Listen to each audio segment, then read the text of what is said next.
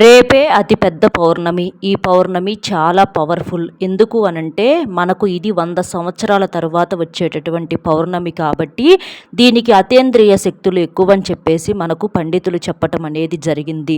ఈ పౌర్ణమిని వైశాఖ పౌర్ణమి అని కూడా అంటారు. ఇందులో ఇంకొక ప్రత్యేకత ఏమిటి అంటే మనకు సోమవారం తిథితో కలిసి వస్తుంది కాబట్టి ఈ పౌర్ణమికి చాలా చాలా శక్తులతో కూడుకొని ఉంటుంది. అంటే సాక్షాత్తు ఆ పరమేశ్వరుడికి అంకితం చేయబడినటువంటి పౌర్ణమిగా ఇలాంటి రోజున మనం ఎలాంటి పరిహారాలు చేసుకున్నా, అలాగే మనము చేసేటటువంటి పూజలకు అవ్వచ్చు, మన జాతక పరంగా ఉన్నటువంటి దోషాలను సమస్యలను అన్నింటినీ కూడా తీసేయటానికి ఈ పౌర్ణమి ఎంతో శక్తివంతమైనది, సరిసమానమైనది అని చెప్పేసేసి మనం చెప్పుకోవచ్చు. మనకి మామూలుగా ప్రతి నెలలో కూడా పౌర్ణములు వస్తూనే ఉంటాయి, పోతూనే ఉంటాయి. కానీ ఇదేంటంటే వైశాఖ పౌర్ణమి సోమవారంతో కూడుకొని రావటం వలన దీనికి ఇంకా శక్తులు అనేవి చాలా ఎక్కువగా ఉన్నాయండి.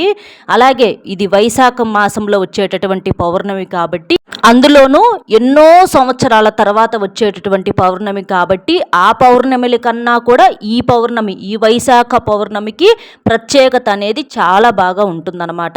ఇలాంటి తిథి రోజున మీరు ఇంట్లో ఆడవాళ్ళు ఈ ఒక్క కూర గనక వండుకొని తిన్నట్లయితే మీ సుడి తిరిగి పట్టిందల్లా కూడా బంగారం అవుతుంది.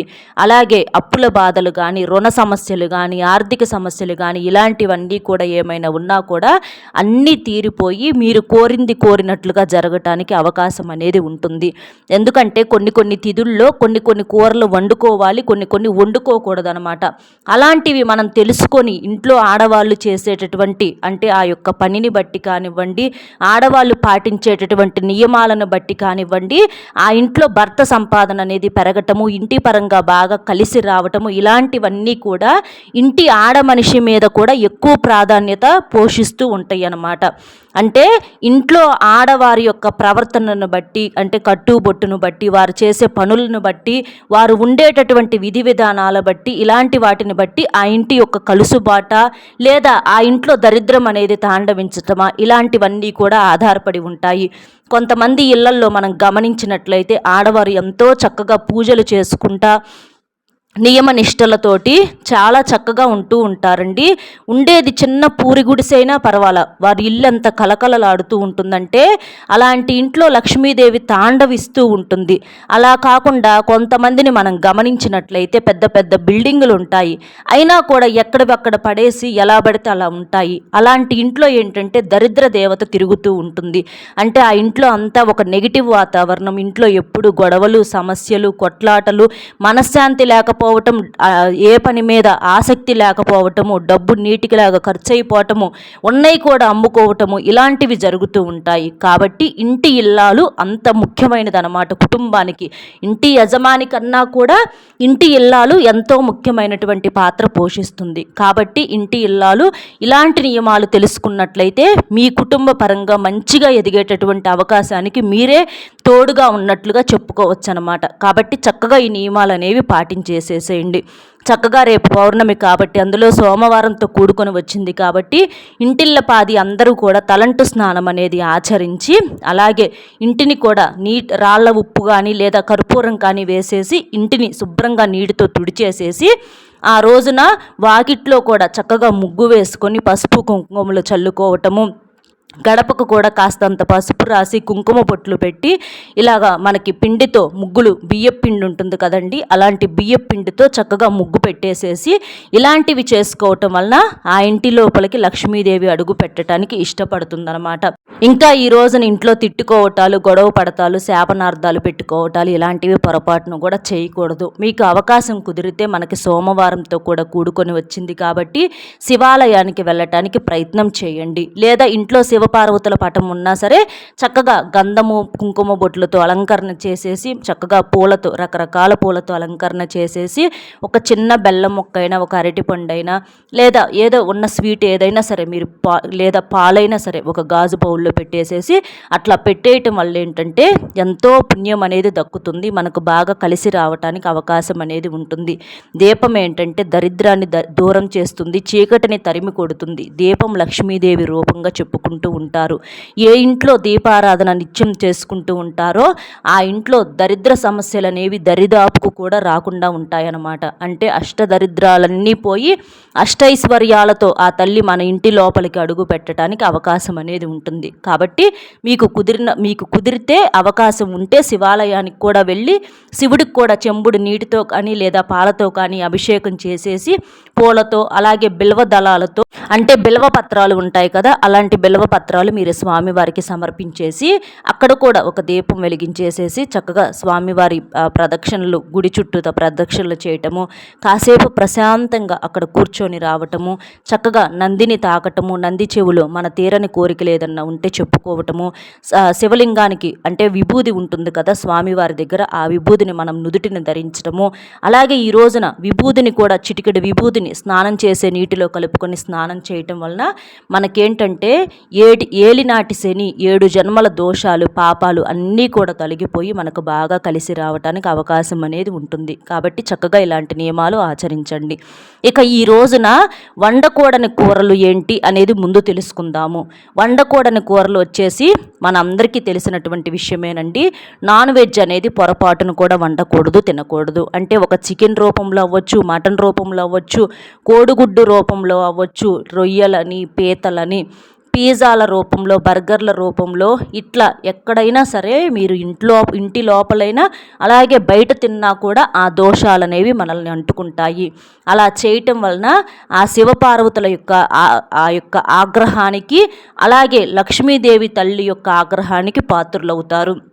ఎందుకంటే పౌర్ణమి అంటే ప్రత్యేకంగా లక్ష్మీదేవికి ఎంతో ఇష్టమైనటువంటి రోజు. ఈ రోజు చేసేటటువంటి పూజలు చక్కగా ఆ తల్లికి అందుతాయన్నమాట. కాబట్టి పొరపాటును కూడా మాంసాహారం అనేది వండకూడదు, బయటైనా తినకూడదు.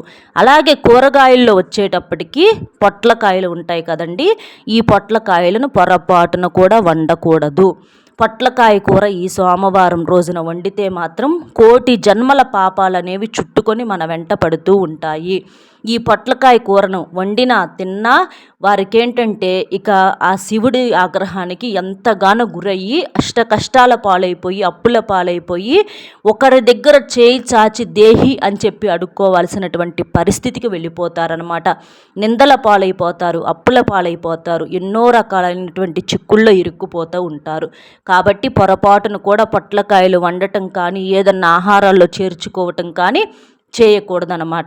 ఈ నియమం పాటించేసేయండి. పచ్చడి రూపంలో, ఫ్రైల రూపంలో, ఏ రూపంలో కూడా తినకూడదు, వండకూడదు. ఇక రెండవది వచ్చేసి బంగాళదుంపలండి.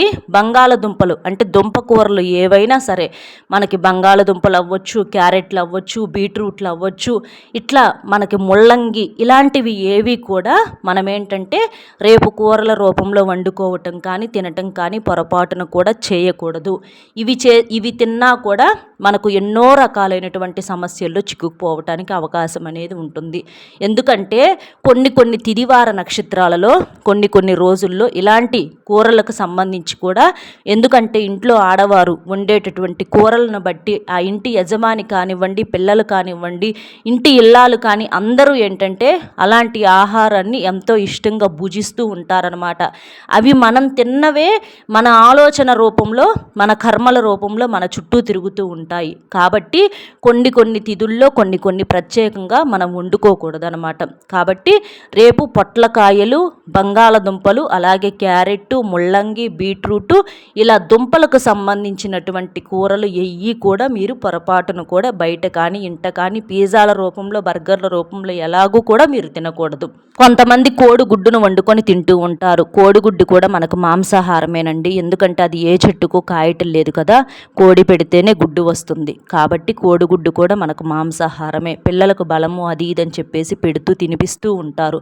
పెద్దవాళ్ళు తినకపోయినా పిల్లలకి ఏముందులే అని చెప్పేసేసి పెడుతూ ఉంటారు. కానీ అలా ఎప్పుడూ కూడా చేయకూడదు. ఎందుకంటే మనకి ఇలాంటివి ఇలాంటి ప్రత్యేకమైనటువంటి తిథుల్లో మనం చేసుకోకుండా ఇలాంటి నియమాలు పాటించకపోతే అవే మన జీవిత పరంగా తెలిసి తెలియక చేసినటువంటి పొరపాట్ల వల్ల చాలా ఇబ్బందులు పడాల్సినటువంటి పరిస్థితి అనేది ఉంటుంది. అంటే డబ్బు నిలబడకపోవటము, అప్పులు చేయాల్సినటువంటి పరిస్థితులు రావటము, ఇంటి యజమానికి అవ్వచ్చు లేదా ఇంట్లో ఆడవారికైనా ఒంట్లో పని చేయాలన్న ఆసక్తి తగ్గిపోవటము, బద్ధకం పెరగటము, ఒళ్ళు నొప్పులు రావటము, అనారోగ్య సమస్యలు రావటము, డబ్బు నీటికిలాగా ఖర్చు అయిపోవటము, ఎప్పుడూ కూడా అంటే ఇంట్లో గొడవలు, తిట్లు ఇలాంటివన్నీ జరుగుతూ ఒక నెగిటివిటీ అనేది క్రియేట్ అవుతూ ఉంటుందన్నమాట. కాబట్టి కొన్ని నియమాలు తప్పకుండా పాటించాల్సిందే. అలాగే ఈ రోజున తప్పకుండా ఇంట్లో ప్రతి ఒక్కరూ కూడా తలంటు స్నానం ఏమీ తినకుండా చేయండి. ఎందుకంటే సోమవారం కాబట్టి ఏమీ తినకుండా మనం తలంటు స్నానం చేస్తే మనకు చాలా మంచి జరుగుతుంది. తిని చేస్తే ఏంటంటే కొన్ని రకాలైన కర్మలు చుట్టుకునే అవకాశం అనేది ఉంటుంది. అలాగే ఈ క్యారెట్, బీట్రూట్ ఇలాంటివి ఏంటంటే జ్యూసుల రూపంలో తీసుకుంటూ ఉంటారండి. అలాంటివి కూడా చేయకూడదనమాట. మీరు జ్యూసులు కావాలంటే పండ్లతో అలా పండ్ల రసాలు తీసుకొని తాగండి, కానీ రేపొక్క రోజు మాత్రం క్యారెట్ జ్యూసు, బీట్రూట్ జ్యూసు ఇలాంటివి మాత్రం పొరపాటున కూడా తాగవద్దు.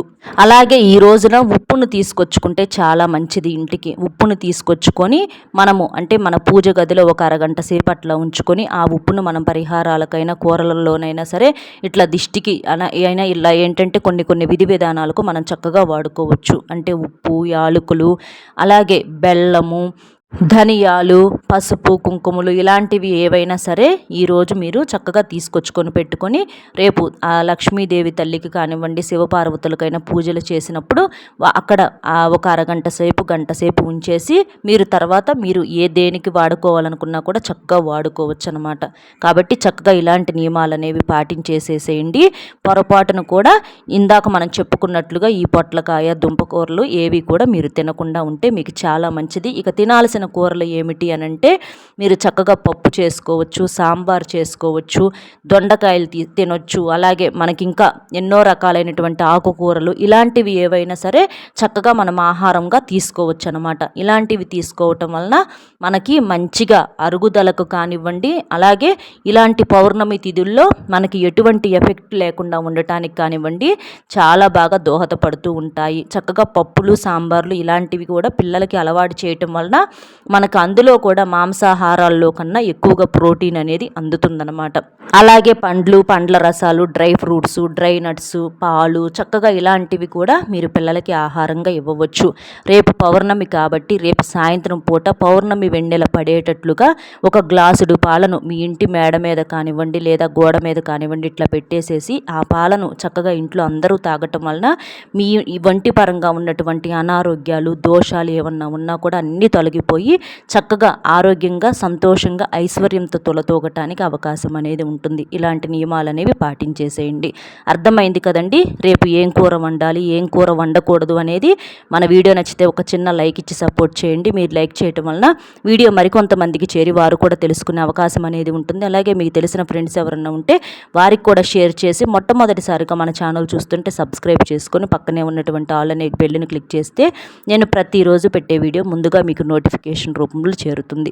అలాగే కామెంట్లో ఓం నమ శివాయ అనే కామెంట్ని చేయండి. మళ్ళీ కలుద్దాం. సర్వేజన సుఖినో భవంతు. నమస్కారం.